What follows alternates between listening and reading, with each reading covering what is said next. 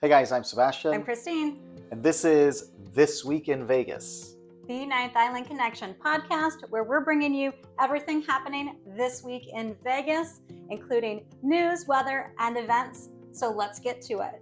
Big story here in Vegas is that we are going to be saying goodbye to the Cromwell and hello to the Vanderpump come 2026. So we do have the rest of this year to appreciate the Cromwell, but it is official. Caesars announced that they are rebranding the Cromwell, which, if you're not familiar, the Cromwell is a small boutique hotel located between Flamingo and Horseshoe, and it's a really cute little place. I mean, I guess I can see where they would pick it to become the Vanderpump because it's boutique-y and kind of trying to make it a little more on the bougie side for properties, but yeah, it's a shock.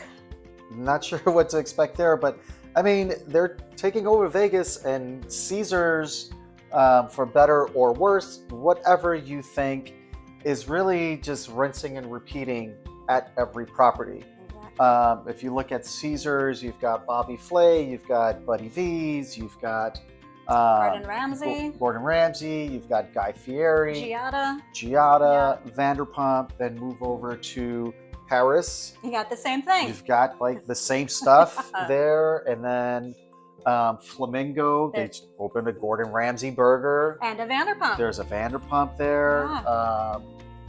So it's kind of like, it's whatever for me, really. It's kind of more of the same in another location, which I think it's a shame. Nothing against Vanderpump, obviously very strong business mindset and has been very successful. Congratulations, not taking anything away from that. A very successful entrepreneur here in Vegas. But from the Caesar side, and as a local and tourist, I consider us both because we live here in Vegas. This is our home. And we staycation. We staycation a lot on the Strip, so we fit in that tourist category as well. It's just the same thing somewhere else. And it's a shame because Cromwell was just its own unique property. I mean, aside from Giada, which is, you'd never know it was there if you didn't know it was there. You can't just happen upon Giada's because it's upstairs. It's such a unique little spot, and a lot of people like the autonomous feeling of Cromwell. It's just kind of its own little thing, you know? I'm interested to see how they're going to change it. I'm not at all. I definitely have to add a few more stays at the Cromwell this year before it becomes revamped. Something I'm definitely not looking forward to. Yeah, and I'm not sure if it's going to be a transition like Bally's to Horseshoe, where the property stays open and it's just kind of a mess. So we'll keep you guys posted on how things move along with the transition from Cromwell to Vanderpump. Next up, this is a sad one for you, Mr. Buffet. Well, we've got the Luxor shutting down the buffet on March 30th. I love buffets because I get to sample a bunch of different things for one price. Yeah. And I, on the other hand, I'm not a buffet fan. I'm not a fan of there's too many choices. They're not like always super great quality. And I mean, if they have an omelet station or some kind of like fresh food station, I will eat that. But he loves them. I'm not a huge fan. So for me, it affects me none. But I know there's a lot of you out there that love buffets. And Luxor is kind of one of those buffets that has people who think it's fine and people who think it's garbage. Yeah. So I don't know what the whole, how everyone will feel out there. You guys let us know. All right, moving on. There is a new ABC store that's opened at Boulevard. If you're not familiar, the Boulevard is this big monstrosity that is being built across from Aria and the Shops at Crystals, replace the Hawaiian Marketplace area, and it's just going to be higher end retail and dining, and it's still in the process. Some stores are slowly opening right now, including the ABC store, which is great because you know us, we love the ABC store deals. There's 2 in the Miracle Mile shops. There's one over across from Park MGM. There's one in Fashion Show. and then downtown as well. Just the one downtown. Yeah, so they're great places to get a deal. And again, we say this every time we mention ABC Store. They should sponsor us because I feel like we mention them all the time, but they're not sponsoring us. We just want to give you guys a heads up on another way to save here in Vegas. Everything that we share with you guys is purely based on our experience and our opinion, which is why we're always soliciting feedback from you guys. We want to hear from you guys on what you think about the content that we share. So be sure to comment below. All right, next up in the news, Area 15 is expanding. If you're not familiar with Area 15, it's not Area 51. It's not the place that does not exist, but exists, but I don't know, can't go near it. So it's not that place. Area 15 is an immersive art experience facility. I don't know how else to describe it. It's just a really awesome place. We've done a lot of videos on it on our YouTube channel. We've featured it on our television show many times just because there's so many things happening out there. But they are expanding by 20 acres, which is like going to double. It's footprint there. Yeah. It's going to be a huge, even like it's big now, but it's going to be even bigger. And they actually have 60% of their pre-leased space for the new spot that's not even built yet. Yeah, that's how much of a draw Area 15 is. So we're really excited about that. They're going to have the Burning Man's Boeing 747 art installation. We've never been to Burning Man. We've seen it on social media. So that, if you've been there, that Boeing 747 art installation is going to be over there. Dolls Kills flagship store. I've never been to a secondary or third level store of Dolls I feel like I need to clarify here. It's not like a creepy store with like collector dolls and Chuckies and all of that stuff. It's a clothing accessory company. Well, their flagship. So if they're going to have a flagship, they've got to be popular throughout the country. So their flagship is going to be there. Universal Horror Unleashed, Museum of Ice Cream's largest location. I had no idea there's a museum of ice cream. But why wouldn't there be? And why wouldn't the largest one come to Vegas? And the largest one is going to be here at Area 15. So that's huge. And one thing that I know that locals and visitors both are going to be excited about is iFly indoor skydiving. As you guys may know, or maybe you didn't, Las Vegas indoor skydiving, which was down there by Siegel's Bagel Mania. Kind of by the convention center, They were there for like 40 years.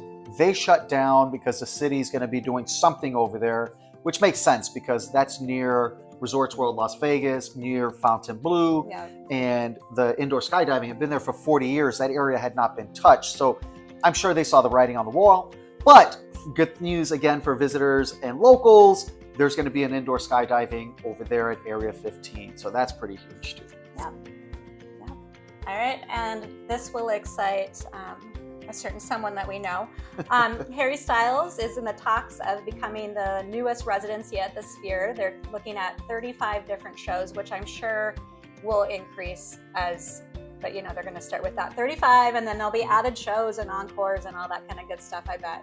But well, I mean, 35 is a lot. If you think like one per week, that's almost a full year that he would be here in Vegas. That's a lot of shows for a residency. Typically, the residencies that we see are like 8 shows or 7 shows, something like that. So 35 is a pretty big amount of shows. Yeah, I think that'll be actually a really fun one with just utilizing all the Sphere has to offer, because I mean, you've seen some of his videos. They're very artistically done. So I feel like he's going to really take advantage of all the fun that goes along with this Sphere. Yeah, I think that'll be fun. I'll pass on attending, but I'm sure it's going to be a lot of fun for Harry Styles fans. Yep. So next up, Jerry Seinfeld, who's always here, at least for the past several plus years.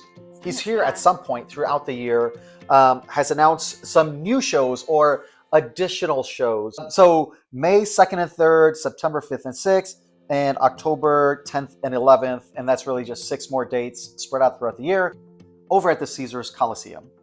Yep. And there's been a few, actually, that's just the beginning of all the who's coming to Vegas.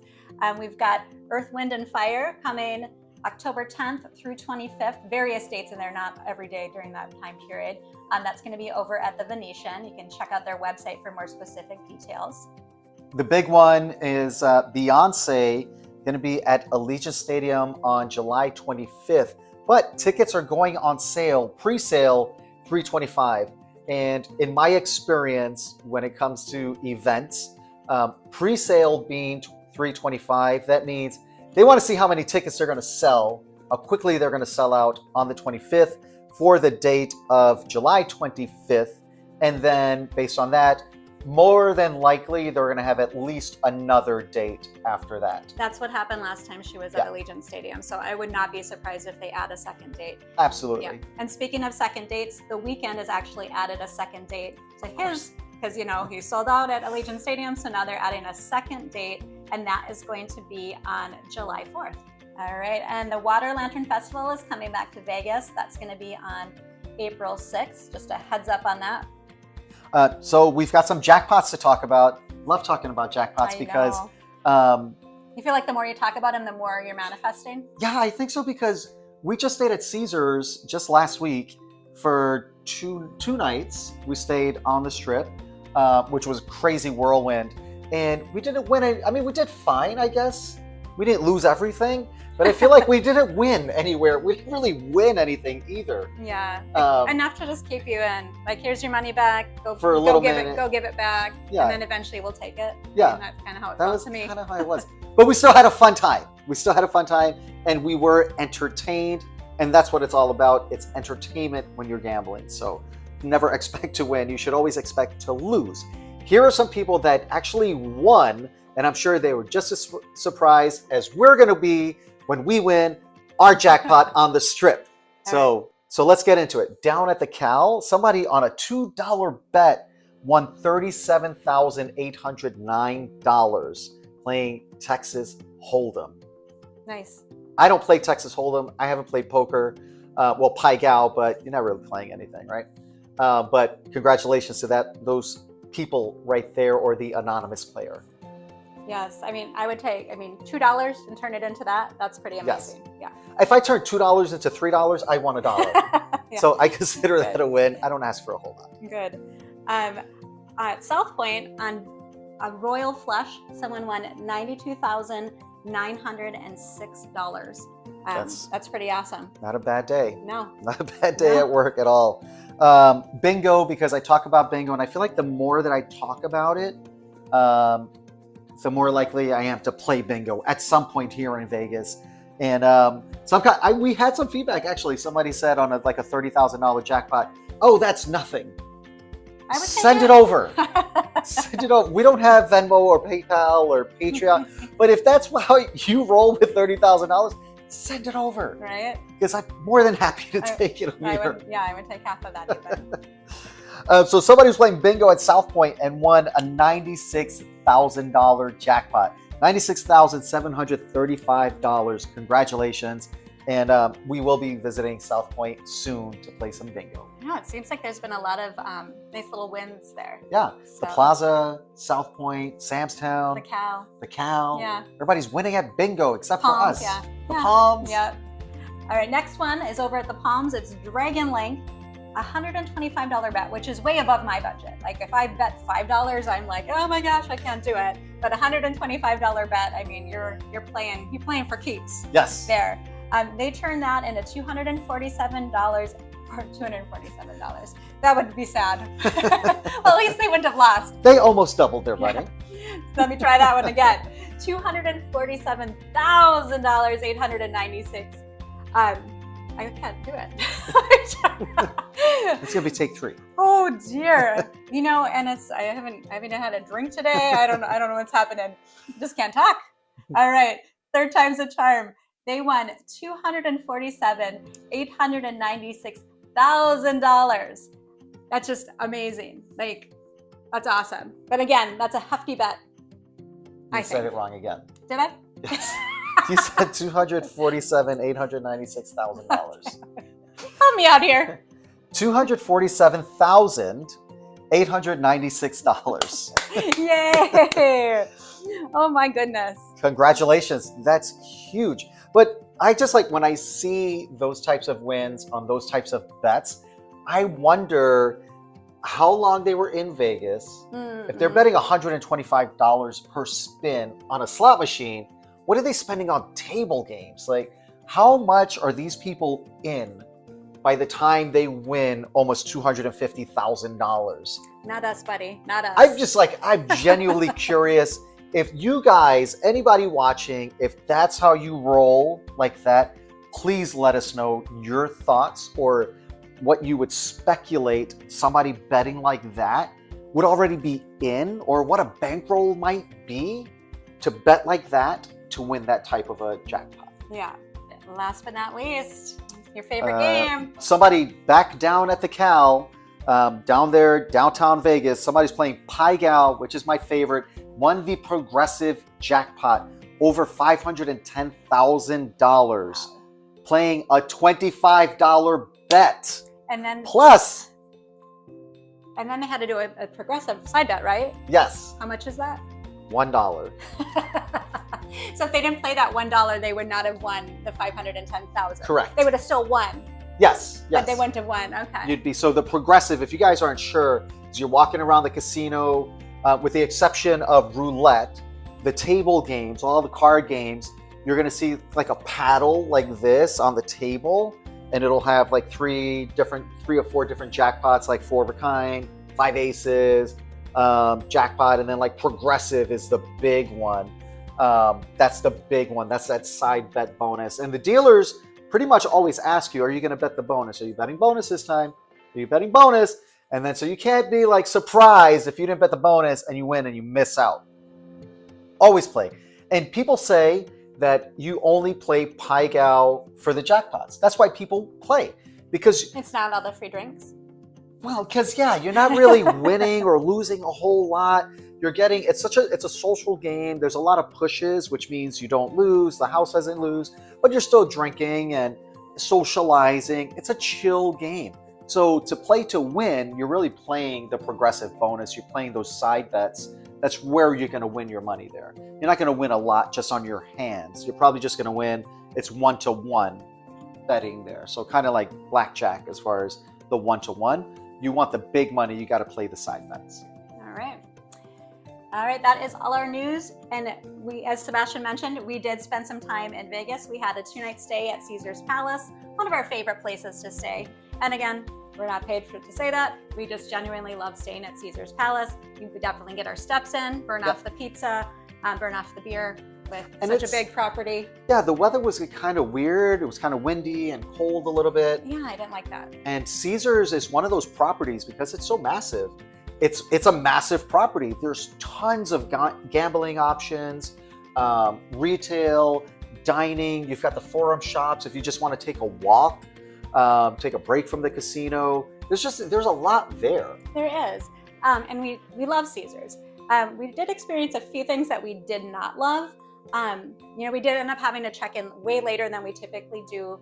So we got a room in the Augustus Tower. We got a room in the Octavius Tower, not the Augustus Tower. But we got 2 queens, so we were excited about that. But whatever, we don't spend a lot of time in the room. And the other big, sad thing that happened was we learned the hard way that for Diamond Plus, you normally get 4 free drinks per day, $25 per drink, so that's a $100 drink credit. Yep. And you can use it for whatever you want. We try to use it as the most expensive drink we can possibly use it on to get our money's worth, which is really not difficult at a bar in Vegas, especially at Caesar's Palace. But apparently, that's not the case anymore. They've made a change to where in 2025, it's month to month, not just annualized. So we're Diamond Plus. We were Diamond Plus all 2024, and there were a couple of months that we were out of town in 2024. Throughout the year, just on vacation, and we weren't there, all year long, every single day. And so we still got our free drinks, even though we had little gaps in between. We still got our free drinks, where 2025, they're doing it on a month-to-month basis. So for the month of March, we would have qualified in the month of February for drinks in March. And I guess we didn't gamble enough in February for March. And that's the way that it was explained with Caesar's Rewards, which really didn't give a very good explanation. And I hope you're watching this because it's very disappointing. When I asked at the Caesar's Rewards test, I said, well, how much coin in do you have to have in a month to qualify for the free drinks in the next month? And she looked at me and she said, well, I don't know. I can't tell you that. You just have to keep gambling. And I said, well, that's kind of not a real useful answer. If I don't know if I'm qualifying or not, do I just have to just go check at the bar? And she said, yes, you just have to just go ask and see if you've gambled enough, which again is a very just useless answer, really. And I feel like maybe they do have that information. They just don't want to tell you because there has to be a minimum. There has to be a coin in number. There would have to be something that triggers like, all right, boom, now you have free There drinks has to be a your threshold that you reach that triggers your drinks. And the only thing that I can speculate is that they just want you to keep gambling, and not tell you, oh, if you do $2,000 coin in, then that triggers your free drinks, because then maybe you just stop and don't gamble for the rest of the month and you just come and have drinks every day, which could happen, I guess, but I think that's unlikely. Yeah, I mean, come on now. And the reason we're sharing this is not like, oh, well, we didn't get our Grey Goose. No, it's not at all. It's not that at all. It's we don't want anyone else to have to go to a bar in Las Vegas expecting that you're going to have drinks and you order 4 really expensive drinks and then you realize, oh crap, I have to pay for those myself. I mean, we had reward credits, so not a big deal. I mean, it was still free drinks technically, but would I rather have used those reward credits towards dining? Absolutely. Yes, not on overpriced drinks at the bar. Right. So if you are Diamond Plus and you're in Vegas, check at the rewards desk and see if they're on your card. Check at the bar before you even get your drink. Ask them, please do check I have this drinks? First. Yes, please check this first. Don't get your drinks and then be like stuck with the drinks and be like, oh, okay. Yeah. So yeah, sad Caesars, a little heads up on that would have been cool. But whatever. Yeah. But that's it. Aside from that little tiny little glitch in the staycation, we still had a fantastic time. Yes, we had family in town, which was always fun. We did a little filming. We had to film for Zippy's. There's a second Zippy's location. Head into the 9th Island this week. We filmed with them. We filmed at the Atomic Museum, which is a really cool place just off the strip. So if you're looking for something like just historic and educational, but fun and interactive, especially if you're coming with kids, the Atomic Museum was a really cool place. And that was actually our first time, all this time in Vegas, that was our first time there. And it was really cool. Well, we've driven past that building so many times. Yeah. And we're just kind of like, it's just looks like a building there in Vegas. Yeah. Not a lot of signage around it to really tell what it is. Yeah. I think it says like Desert Research Institute or something like that. I guess we thought that it was just part of UNLV's campus because it's around UNLV, and UNLV's campus is spread throughout the city. There's different buildings in different parts of town. I always assumed that it was just part of that there, but it's not. And it's really cool and totally worth checking out. Yeah. I would definitely go back there. It was just, there's a lot to see. And a lot of people don't know that they used to actually do atomic bomb testing out in the desert and have watch parties. So I think that's cool. We talked a little bit about last week in our podcast about Miss Atomic Bomb, her real identity. So of course they have information on that as well. But this was a atomic testing hotspot back in the day. Yeah. Which this seems like a weird claim to fame. That's a weird flex. But we also filmed a final interview for our Cirque episodes that we're having coming up on our television show with MJ1. That was a lot of fun. So it was a busy time of work and play, but we did with playing. Got to go check out the Bellagio Conservatory. They have their birds and bees theme, their spring theme, and it's so cute. I love really it. did. I feel like the last couple of years, I don't know if they've gotten a new team or there's new direction, but I feel like the last couple of years have been so much better than previous years. Yeah, they just keep kind of outdoing themselves. Yeah. Yeah, they did bring the birds back, which I think the birds are so much fun because one of the weird little things that we like to do when we go to the Bellagio Conservatory is find a spot where we can take a weird picture. So, you know, the birds really help with that. You know, you can have them on your head, you can act like you're being attacked by them. It makes it a little more fun. So, you know, there's a little photo tip for anyone out there who's odd like we are. That was really fun though. And it's one of those rare, family-friendly, free things that you can do. It's at your own pace. It's 24/7. So whenever you just want to take a break or do something different, it's right there. It's always open, ready for you to pop in. Yeah, so another great staycation in the books. Can't complain except for a little bit about those drinks. All right, let's get into the weather. Here's what you can expect for the weather this week in Vegas. It is going to be actually beautiful. Really nice for being outside. So I know we talk about getting out of the casino all the time. We do gamble. We are Diamond Plus, and we will be Diamond Plus again next year. We're well on our way. That should be easy. But we do spend a lot of time outside of the casino as well. At this time of year, the weather, like it's going to be this week and through this weekend, it's going to be just perfect for doing something different, like checking out the Arts District, East Fremont, Springs Preserve, Red Rock, just walking, exploring the Strip, Bellagio fountains. It's going to be mid-70s, full sun. We're even going to be getting into the 80s, which is beautiful. That's perfect pool weather too. Yes. So if your idea of outside is in a pool with some cocktails, then, you know, you can be outdoorsy that way as well. But do keep in mind that overnight, it's going to drop 20 to 30 degrees, and it drops once that sun goes down. You start to feel it immediately. And because we're a desert climate, it does take a while in the mornings to warm up. So we really don't reach our daily high, like usually around 4 o'clock. Around 4-ish this time of year, yeah. Yeah, so just keep that in mind as well, that those highs aren't until almost sunset. And the pools close at about 5. Yeah. So you have about an hour of peak weather, and then it starts to cool down. But on to the events this week in Vegas. We've got Dead & Company back at the Sphere. They're going to be there the 27th, 28th, and the 29th. Carrie Underwood doing her thing at Resorts World Las Vegas, the 26th, 28th, and 29th. And she is an American Idol judge now. She's back to where she began. Yeah, full circle. Yep. Barry Manilow is going to be at Westgate on the 27th, 28th, and the 30th. And he will be there for as long as he wants to be there. Yeah, because he's got a lifetime contract. Yep. Kelsey Ballerini, who's going to be over at T-Mobile Arena, that's going to be on the 28th. And Don McLean is going to be at the Golden Nugget on the 28th as well. Is Don McLean American Pie? Yes. Okay. Yes. Wow, he's still around. I wonder if that'll be it for the song. I'm just kidding. It's a long song. It's a one-hit wonder tour. Well, I think he has other hits, but it's such a long song that might be. It's a very long song. That might be the whole concert. Yes.